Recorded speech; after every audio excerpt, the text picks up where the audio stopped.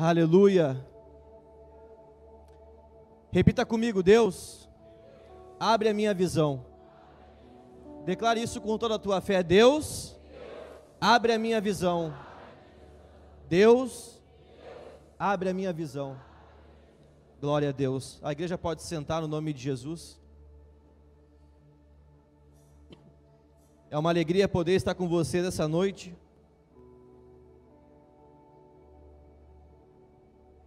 Compartilhando algo que Deus colocou no meu coração. E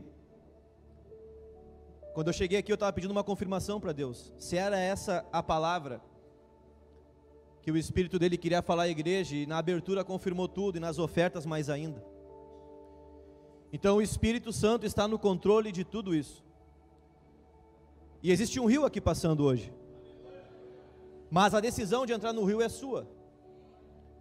Você decide ou não entrar nesse rio essa noite. Agora, você que decidir entrar, não fique no raso. Não molhe apenas os seus pés. Decida mergulhar. Quando você mergulha nas águas do Espírito Santo, você não tem mais controle. Enquanto o seu corpo ainda não mergulhou, você tem o controle da situação. Mas o melhor de tudo é quando você mergulha, e aí você deixa as águas do Espírito te levar. Então decida mergulhar essa noite, não resista. Não resista. Amém? Deus colocou uma palavra no meu coração para ministrar a igreja. E a palavra é: abra os seus olhos. Eu vim essa semana meditando em um louvor.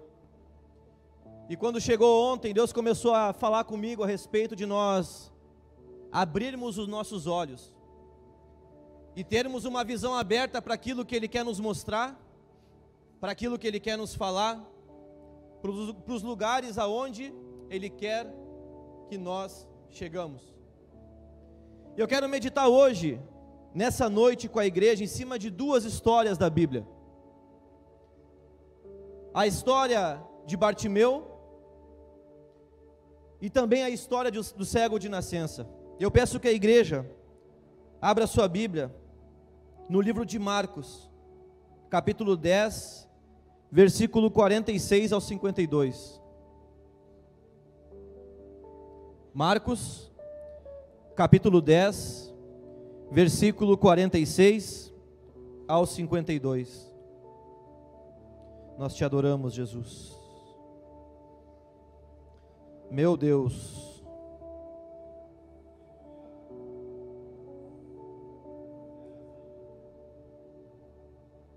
Ele está aqui. Jesus está aqui. Creia nisso, essa pode ser a tua noite. Eu não sei o porquê você veio, mas Jesus está aqui. E Ele é a resposta para a tua vida. Marcos 10, versículo 46 ao 52 diz assim: E foram para Jericó. Quando ele saía de Jericó, juntamente com os discípulos e numerosa multidão, Bartimeu, cego, mendigo, filho de Timeu, estava assentado à beira do caminho. E ouvindo que era Jesus o Nazareno, pôs-se a clamar: Jesus, filho de Davi, tem compaixão de mim.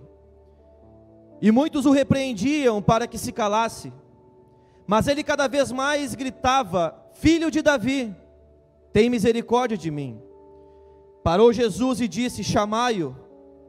Chamaram então o cego, dizendo-lhe: tem bom ânimo, levanta-te, ele te chama. Lançando de si a capa, levantou-se de um salto e foi ter com Jesus. Perguntou-lhe Jesus: que queres que eu te faça? Respondeu o cego: mestre, que eu torne a ver. Então Jesus lhe disse: vai, a tua fé te salvou. E imediatamente tornou a ver e seguia a Jesus. Essa história é muito conhecida na Bíblia, a história de Bartimeu. E eu acho interessante nessa história que no primeiro versículo a palavra diz: e foram para Jericó, ponto. E foram para Jericó, ponto. E a palavra segue falando: quando ele saía de Jericó. Eu creio que quando esse cego, quando Bartimeu ficou sabendo que Jesus Cristo iria para Jericó, ele entendeu que aquela era a oportunidade da vida dele. Ele entendeu que aquele poderia ser o momento dele, o momento de ter um encontro com o Mestre, um momento de ter um encontro com Jesus. E Bartimeu não havia visto Jesus ainda, porque ele era cego e Jesus não havia passado por ali ainda. Então Bartimeu o conhecia de ouvir falar. E quando Bartimeu ficou sabendo que Jesus Cristo passaria por lá, a palavra diz que ele se pôs na saída de Jericó. Ele conhecia o caminho pelo qual Jesus Cristo passaria. E ele decide, naquele momento, ficar naquela posição e só sair dali após ter um encontro com Jesus. Eu imagino que aquele homem, se não ficou o dia inteiro, ele deve ter ficado alguns dias ali esperando. Porque Jesus, ele entrou na cidade, mas ninguém sabia quando ele sairia. Jesus não havia marcado data nem horário para sair de Jericó. Mas uma coisa aquele homem tinha certeza: uma hora ou outra, ele sairia. E ele se posicionou, ele ficou naquele local até Jesus Cristo passar. E eu fico imaginando aquele cego, Bartimeu sentado à beira do caminho, e ele ouvindo algumas vozes. Então ele pergunta: Jesus, é você? E naquela época as pessoas tinham um preconceito com pessoas que eram deficientes visuais. Existia algo que eles acreditavam, que eu vou falar na outra história. Mas eu imagino que aquele homem começava a falar, então aquelas pessoas o repreendiam. Falavam para ele: fica quieto, tu não está nem vendo. O que você quer com esse tal de Jesus? Você ainda crê que ele pode te curar? E aquelas pessoas de repente ficavam fazendo chacota com Bartimeu. Mas aquele homem tinha uma certeza no seu coração: um encontro com Jesus poderia mudar a vida dele. Um encontro com Cristo poderia gerar um milagre na vida daquele homem.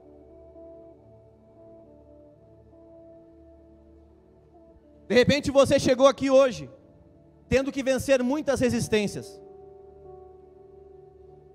De repente o teu cônjuge falou: o que tu quer naquele bando de louco? O que tu quer naquela igreja? O que tu quer indo lá ouvir pastor? Mas Deus me mandou aqui para te falar que a partir do momento que você começa a vencer as resistências da vida, você começa a acessar ambientes de milagre. Bartimeu, ele teve que vencer os maus comentários, as piadas, as chacotas. Mas ele tinha uma decisão na vida dele: ter um encontro com Jesus. Ele está aqui essa noite. Independente da forma como você colocou os pés aqui, Ele pode te curar, Ele pode transformar, Ele pode gerar um milagre. Enquanto você levanta as mãos aqui, pode ter um milagre acontecendo lá na tua casa, porque Ele está aqui.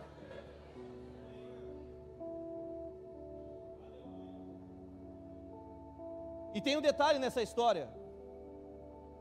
Quando aquele homem, quando Bartimeu, ele reconhece que era Jesus passando, então eu imagino que a multidão vinha precedendo a vinda de Cristo, né, e falando: é o Messias, é o Mestre.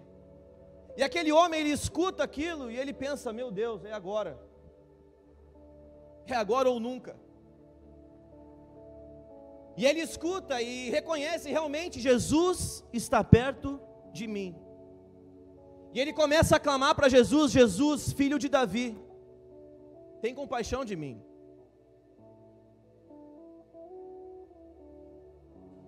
E aqueles homens o repreendiam, mandavam ele ficar quieto, sentado.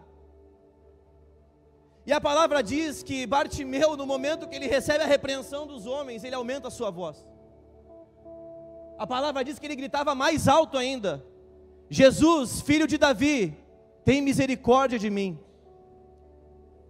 O que acontece é que muitas pessoas, diante de um primeiro levante, já esquecem daquele que pode operar o milagre na sua vida.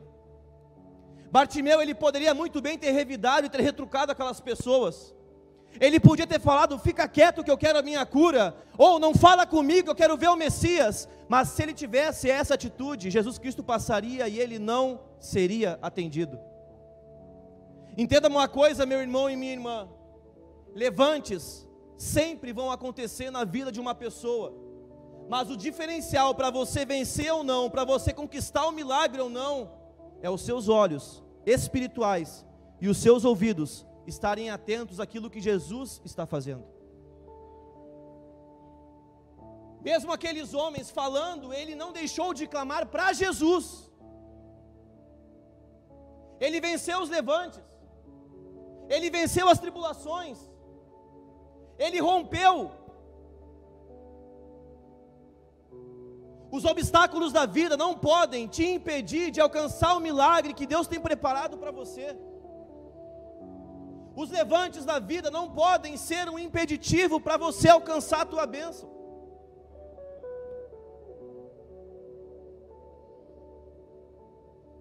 Nós precisamos vencer as resistências. Eu falei isso alguns dias atrás num culto. Quando aquela mulher quebra o vaso de alabastro, a primeira coisa que fazem é criticar ela. Mas mesmo assim, ela decidiu ficar aos pés de Cristo. Qual decisão nós temos tomado quando pessoas começam a falar coisas e tentar tirar o nosso foco de Cristo? Uma das coisas que mais afasta as pessoas da presença de Jesus chama-se batalha na mente. O inimigo começa a colocar minhoca na cabeça. Pessoas começam a falar aquilo que não devem, mas você tem que ter a mente blindada por Cristo. Você não pode escutar aquilo que o mundo fala, mas você tem que escutar aquilo que Jesus tem para te falar.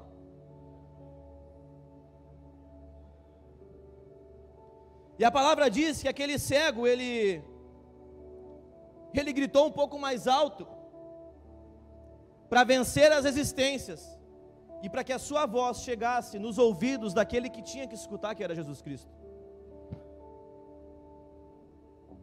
Uma coisa que eu entendo com essa passagem, com essa palavra, é que nós só vamos ter visão se nós tivermos fé. Eu vou repetir. Nós só vamos ter uma visão aberta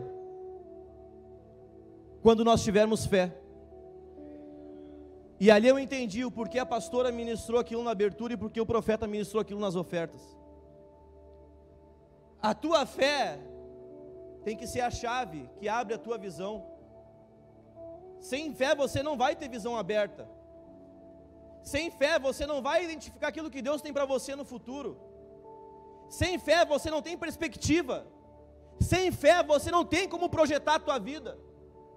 Portanto, a fé é o combustível que te move, é o que te faz levantar todos os dias de manhã e ir atrás dos teus sonhos. É a fé. Essa palavra tão pequenininha, de 2 letras, tem um poder imenso na tua vida. Por isso jamais deixe de alimentar a tua fé. Sem fé não tem visão. E sem visão você não consegue compreender aquilo que Deus tem para você. E a palavra diz que os planos de Deus são planos de paz, de prosperidade, planos para nos dar o fim que desejamos. A palavra também diz que os planos, os pensamentos do Senhor são muito maiores que os nossos. Mas agora, como que a gente vai acessar isso sem a fé?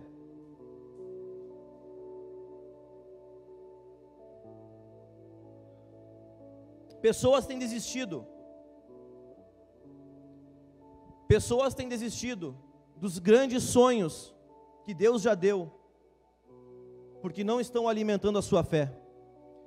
De repente você esteja aqui hoje num recomeço, recomeçando uma caminhada com Cristo, e hoje o Espírito Santo está trazendo ao teu coração, à tua mente, tudo aquilo que um dia lá atrás Ele te prometeu.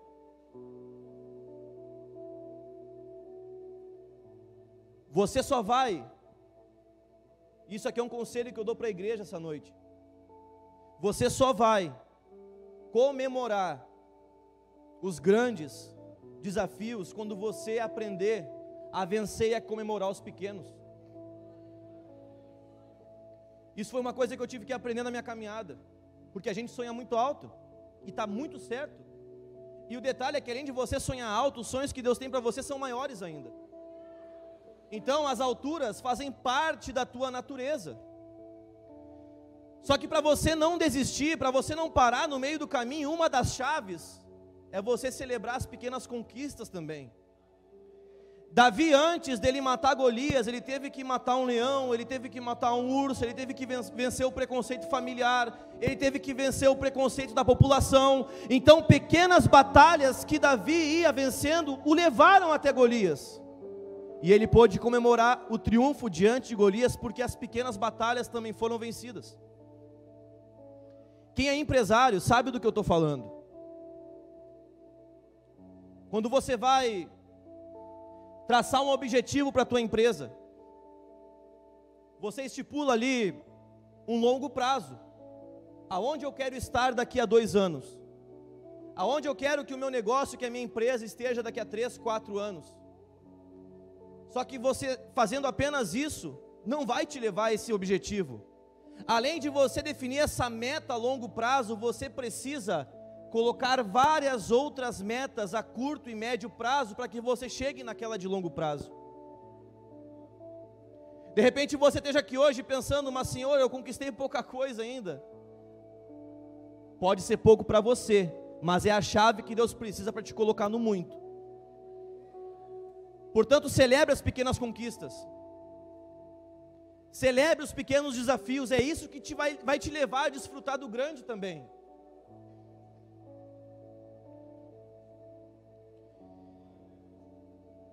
Eu lembro que,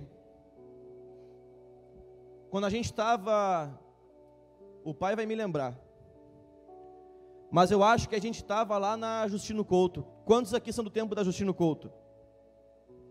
Amém. Ou era na Presidente Vargas. Ainda tinham poucos membros na igreja. Começamos lá com quantos, pai? 15, 20, 10? 10, né? Só que chegou um dia, a igreja estava lotada de cadeira, né? Lembrou? A igreja estava lotada de cadeira. Tem o pessoal da antiga que também lembra disso aí. Tinham 10 pessoas e tinha umas 40, eu acho 50 cadeiras. E questionaram o profeta Vinícius, eu nunca mais vou me esquecer disso. Questionaram ele, tá, mas pastor, a gente tem 10, 15 membros, por que tem 50 cadeiras aqui nesse auditório? Eles falaram, eu só vou parar de trabalhar enquanto eu ver as 50 cadeiras cheias.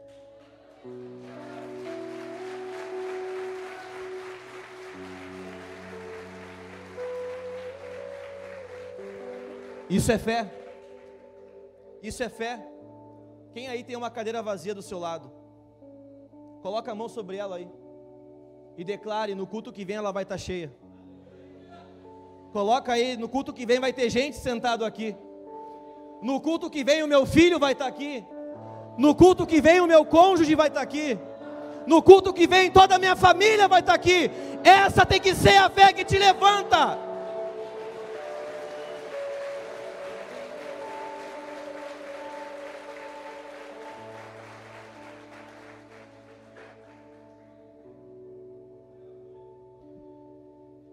E no final da passagem desse cego, quando Jesus chama ele, isso me chamou muita atenção na leitura dessa passagem. Quando ele fala a primeira vez, as pessoas o repreendem, sim ou não? Só que ele não para, ele grita mais alto ainda, e Jesus o escuta. Só que quando Jesus escuta a voz daquele cego, quando Jesus escuta a voz daquele cego e chama Bartimeu, as mesmas pessoas que o repreenderam pegaram ele, tiraram do chão e o levaram até Jesus. Até o teu inimigo sabe quando Jesus Cristo marca um encontro contigo. É por isso que no Salmo de número 23 diz que o Senhor vai preparar uma mesa na presença dos nossos adversários, porque até o nosso inimigo reconhece quando Jesus nos chama.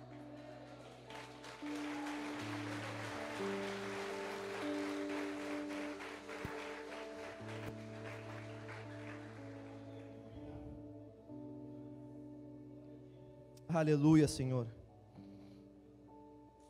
Eles falaram: tem bom ânimo, o mestre te chama. Sabe quando a pessoa chega assim, ela está incomodando, né? Fica quieto aí, para de falar, Jesus está passando, não atrapalha. Aí, é como se ele tivesse sentado assim, né? E aí Jesus chama, aí eles chegam perto de Bartimeu e dizem assim: vamos lá que a tua hora chegou. Tem um momento que vão bater nas tuas costas também com essa frase: a tua hora chegou. É hoje. A tua hora é hoje. A tua noite é hoje. Jesus Cristo marcou o encontro contigo, foi hoje.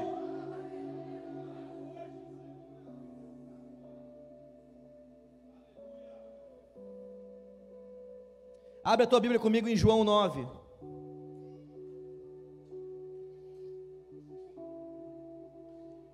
João 9, do versículo 1 ao versículo 9. Nós vamos ler agora a outra passagem do cego de nascença.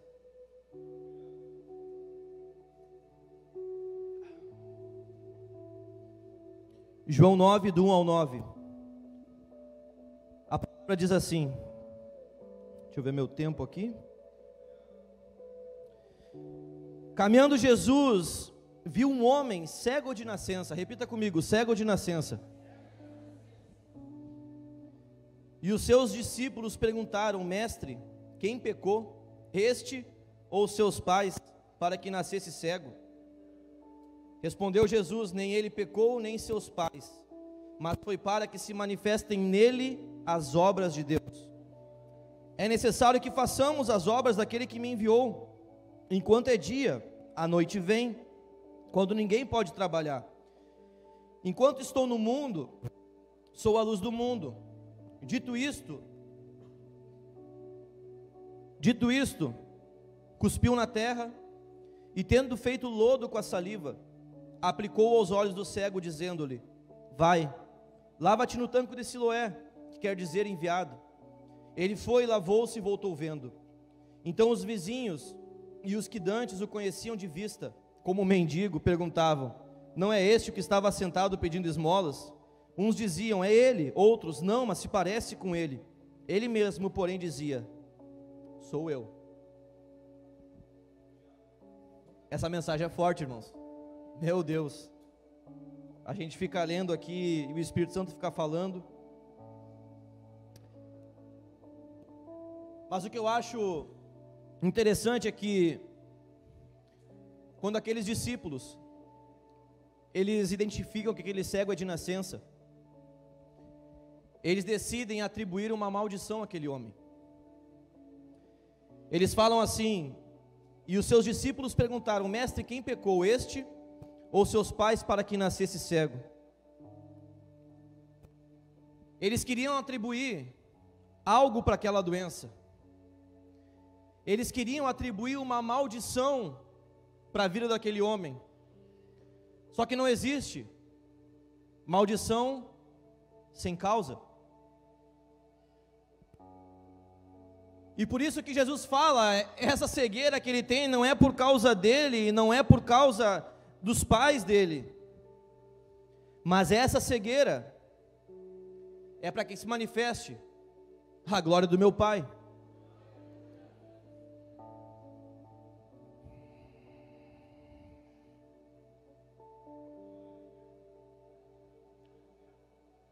Olha só,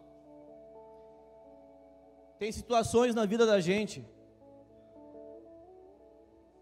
que acontecem não porque você está amaldiçoado ou amaldiçoada, entenda isso, mas faz parte de um processo divino, para que o propósito que Deus colocou em você seja cumprido. A gente pensa algumas vezes que um tempo difícil, uma temporada difícil, se trata de um julgamento, ou até mesmo de uma maldição que repousou sobre a nossa casa, sobre a nossa vida. E essa palavra é para alguém que está aqui. Deus manda te falar nessa noite.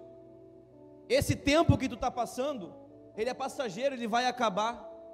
Não se trata de maldição e nem o peso do mal, mas Deus manda te falar que se trata da mão dele, te formando, te forjando, te fortalecendo, fazendo você ficar mais forte para que o propósito dele seja cumprido na tua vida. Igreja, não existe maldição sem causa.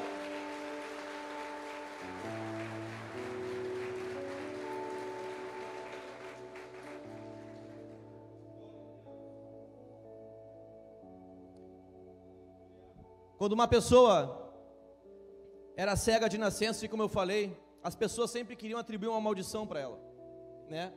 E por isso que os discípulos perguntaram isso para Jesus. E naquela época, uma pessoa que era cega de nascença, ela era condenada e rejeitada pela sociedade. Essa era a cultura da época. Então, geralmente, essas pessoas que eram cegas de nascença, elas ficavam à beira de uma estrada. E todo mundo que passava por ali, como um sinal de condenação e rejeição, cuspiam na frente dele. As pessoas faziam isso.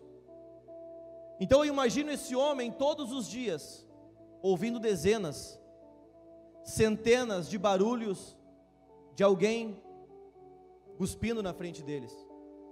Eles estavam sentados, as pessoas cuspindo, dizendo: condenado, rejeitado. Mas teve um dia que o cuspe foi diferente.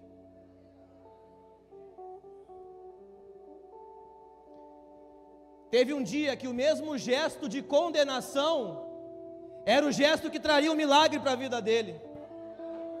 Teve um dia que o mesmo gesto de rejeição seria um gesto de promoção para a vida dele. Jesus, ele pode e vai reverter todo o cenário de rejeição na tua vida. De repente você chegou aqui hoje dizendo: ninguém mais me quer. As pessoas não dão nem bola para aquilo que eu falo. Eu falo, as pessoas não me dão ouvido, viram as costas. Mas não é a mão de um homem que vai te promover, mas é a mão de Deus que vai te promover. Não queira agradar homens, agrade a Deus e você estará bem servido.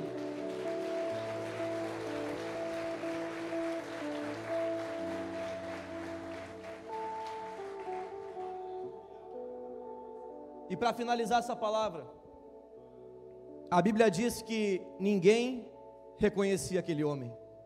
Eu acho isso fantástico. Eu acho isso extraordinário, porque provavelmente aquele homem era uma figura marcada naquela rua ou naquela praça, aonde ele estivesse, todo mundo deveria reconhecer aquele homem. Era o cego que ficava à beira da estrada. Só que quando Jesus cura, quando Jesus ele cuspe no barro, na terra, faz o barro e coloca sobre os olhos daquele homem, até a aparência dele mudou. É assim que Jesus faz com nós. Quando o Espírito dele está nas nossas vidas, isso gera transformação. Depois de um encontro com Cristo, você não é mais o mesmo. Tem que cuidar até para se os cachorros da tua casa vão te reconhecer.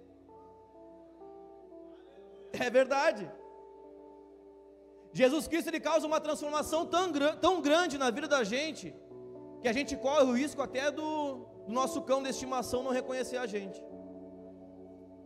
Entenda uma coisa, e eu fiquei pensando nisso: por que Jesus cuspiu na terra?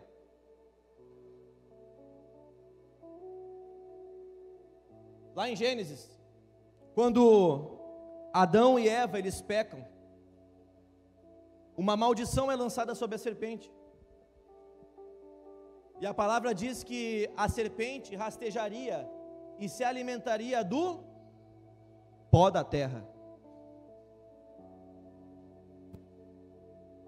No momento em que Jesus Cristo ele cuspe no chão, ele faz aquele lodo e coloca nos olhos daquele cego, o cuspe de Jesus é a presença dele, é algo que estava dentro dele, e agora seria colocado dentro daquele cego. Entenda uma coisa, quando nós estamos sem o Espírito de Deus, nós não passamos de pó. A palavra diz que Deus fez a imagem, a escultura, e soprou o fôlego da vida. Mas nós, sem o Espírito Santo, nós não passamos de alimento de serpente. Portanto, deseja a partir dessa noite ser cheio do Espírito Santo. Decida a partir dessa noite transbordar da presença de Deus, para que nós nunca venhamos a nos tornar alimento de serpente. Quando Jesus cuspe na terra, Ele estava na verdade colocando o seu Espírito naquele homem.